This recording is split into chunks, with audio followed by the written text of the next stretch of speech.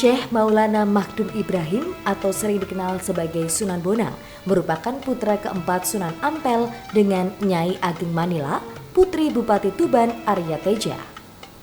Semasa kecil Sunan Bonang diasuh oleh ayahnya sendiri, Sunan Ampel, dan sesekali beliau juga ke Tuban untuk belajar sastra dan kesenian.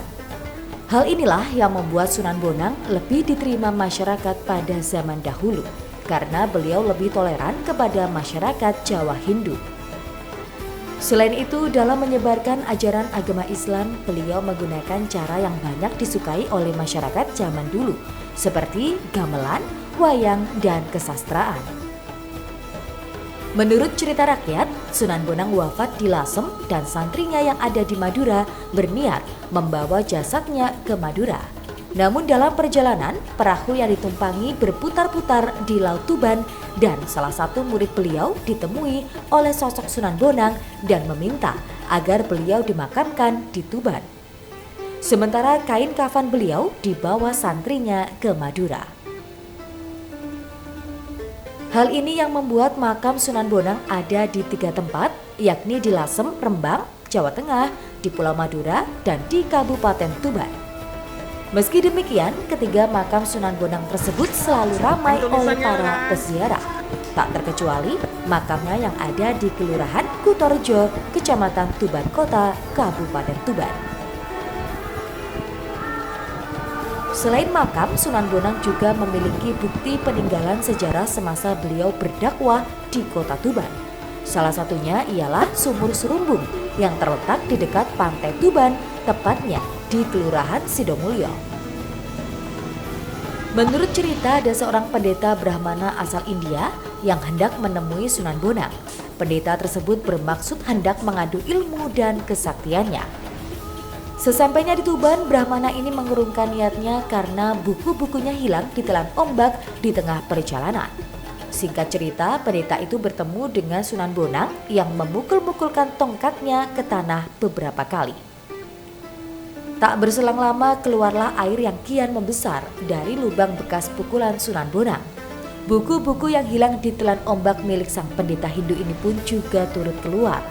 Melihat kesaktian Sunan Bonang, sang pendeta ini masuk Islam dan menjadi murid beliau.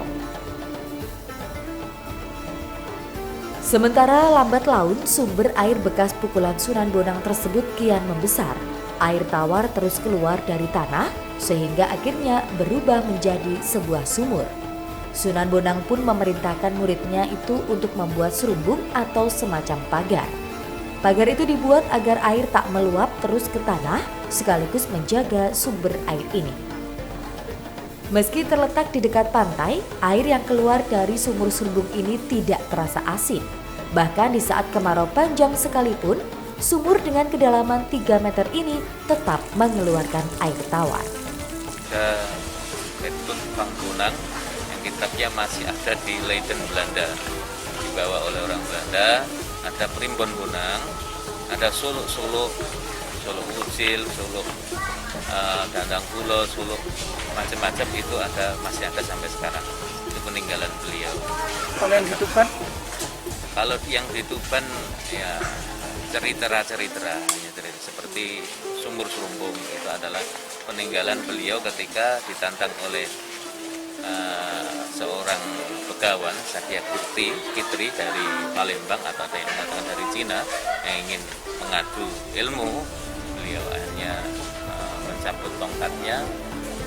Satya Kitri ini yang terdampar di Pantai Tuban, dicabut tongkatnya itu mengeluarkan air beserta kitab-kitabnya. Sekarang masih ada di sebelah utara dari makam. Hingga sekarang, air yang memancar dari kesaktian Sunan Bonang ini dikenal dengan nama Sumur Serumbung. Air sumur ini dipercaya peziarah memberikan berkah. Siki Muhammad, Husni Mubarak, JTV, Tuban.